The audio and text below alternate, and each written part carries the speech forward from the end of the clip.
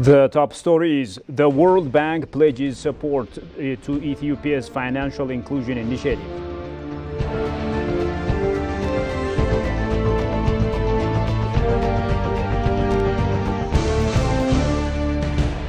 And many Ugandan Lord Resistance Army conflict victims await compensation.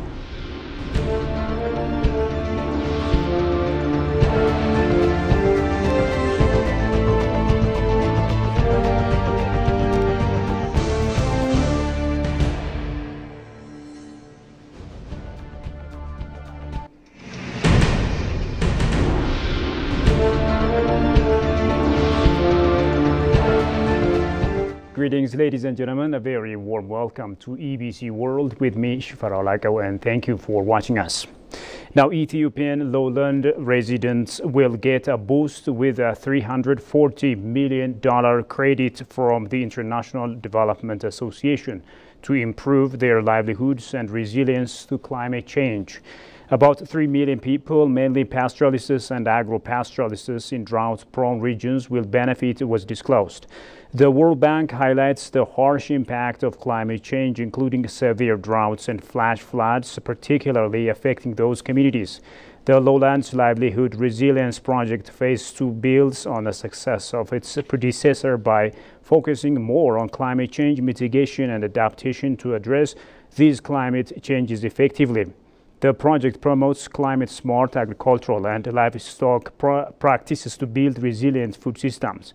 It aims to provide rural communities with access to financial services for alternative livelihoods, addressing the impacts of climate change. The World Bank's funding, coupled with an $80 million co-financing from the International Fund for Agricultural Development, demonstrates a collaborative approach for impactful change. And this partnership underscores a shared commitment to poverty reduction in Ethiopia's vulnerable communities, as stated by the World Bank.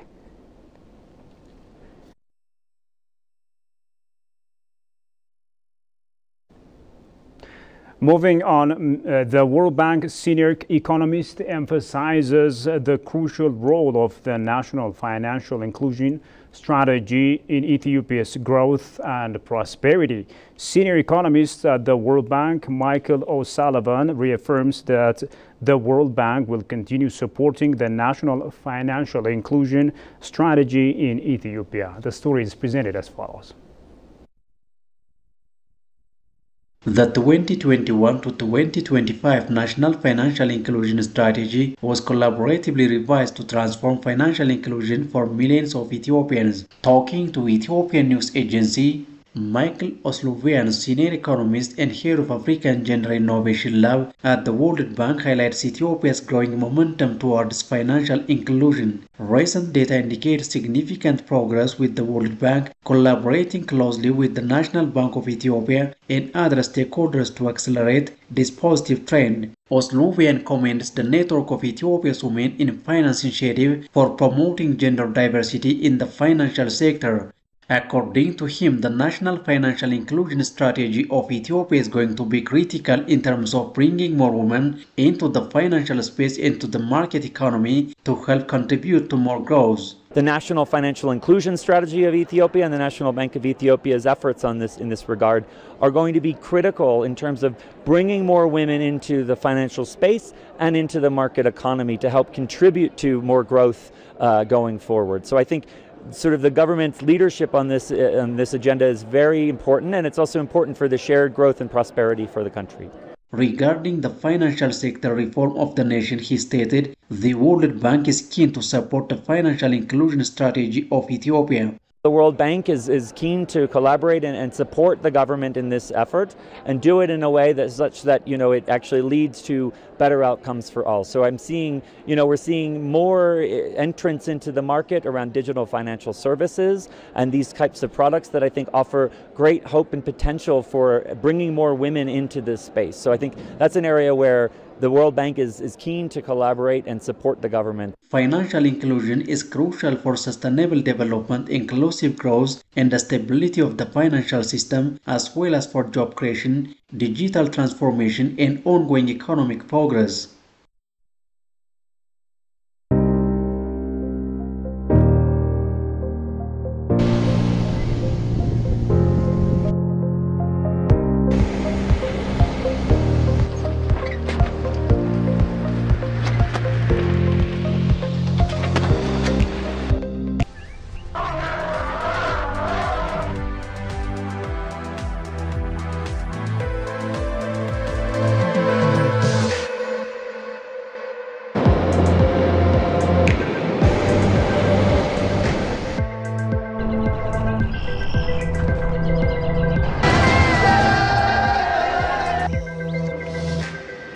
it looks like going over the edge. Imagine that. This is the very start of where that waterfall starts to really go. And now this is the other.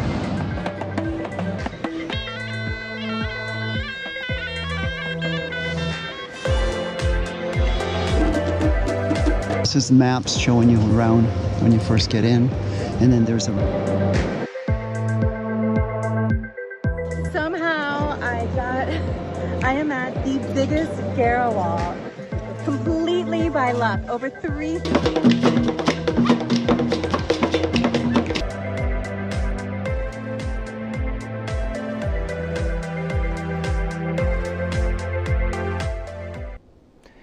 Welcome back. You're still watching EBC World.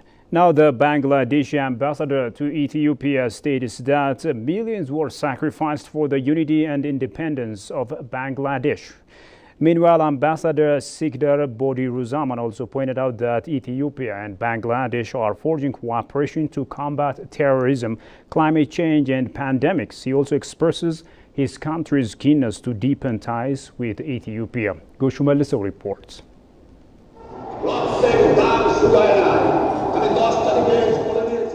Bangladesh, located in South Asia, gained its independence from Pakistan in 1971 after 9 months bloody war. Bangladesh Embassy in Addis Ababa on Friday evening celebrated the 54th Independence and National Day.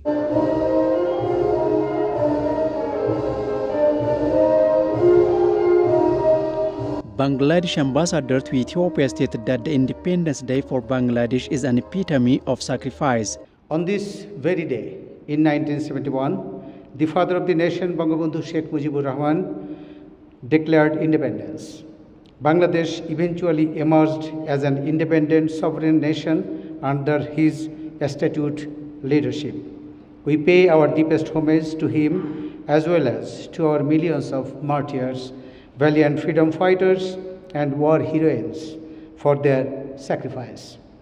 I recall with gratitude our foreign friends and nations who had extended their invaluable support for our independence. The ambassador underscored that Ethiopia and Bangladesh are forging cooperation to combat terrorism, climate change, and pandemic. We deeply value Ethiopia's partnership in our journey.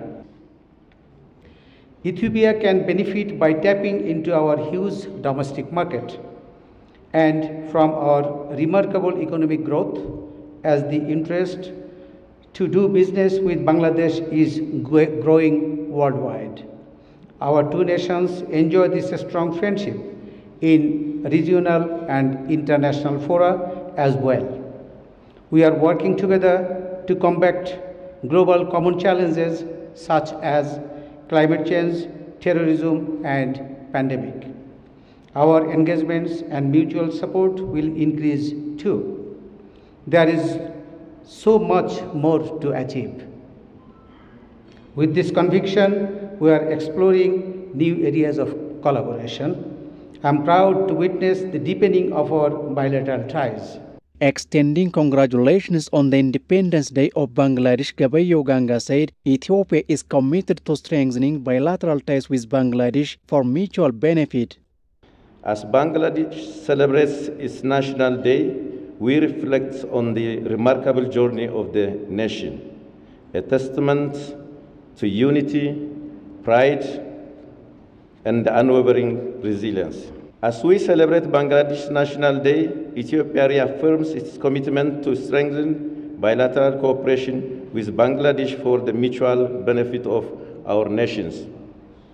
Our two countries share a long-standing history of fraternal relations dating back to the establishment of diplomatic ties in 1975. Representatives from Foreign Affairs of Ethiopia and Diplomatic Corps attended the event.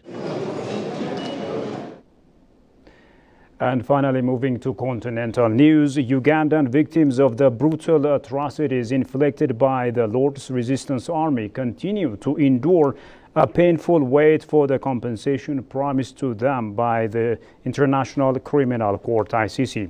Decades have passed since Joseph Kony's notorious militia ravaged communities, leaving behind a trail of devastation that still haunts survivors today. The victims of the Lord's Resistance Army's atrocities, which occurred over 3 decades ago, are still awaiting promised compensation from the International Criminal Court. Many were abducted as children by Joseph Kony's militia, enduring unimaginable suffering as slaves. Survivors, mostly women, bear enduring physical and mental scars from their harrowing experiences. Yet the compensation pledged to them remains undelivered, compounding their anguish and hindering their recovery efforts. The delay in justice delivery exasperates the victims' trauma, highlighting the urgent need for the ICC to honor its commitments. These resilient individuals deserve recognition, support, and the closure that compensation can provide, signaling a step toward healing the wounds of the past. It was disclosed.